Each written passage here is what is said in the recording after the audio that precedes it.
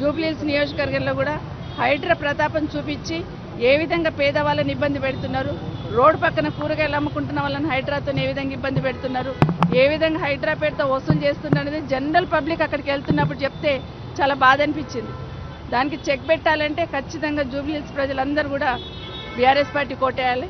ఈరోజు బీసీ సంఘాలు ఇచ్చిన పిలుపు మేరకు 42% రిజర్వేషన్ ఇస్తాం బీసీలకు అని చెప్పి ఎన్నికలప్పుడు కాంగ్రెస్ పార్టీ హామీ ఇచ్చి ఏ విధంగా అధికారంలోకి వచ్చిందో, అధికారంలోకి వచ్చిన తర్వాత 22 నెలల్లో ఏ విధంగా నాటకం ఆడినారనేది అమలు చేయాల్సిన కేంద్ర రాష్ట్ర ప్రభుత్వాలు బీజేపీ పార్టీ కాంగ్రెస్ పార్టీ ఏ విధంగా నాటకం ఆడిందనేది గమనించున్నారు.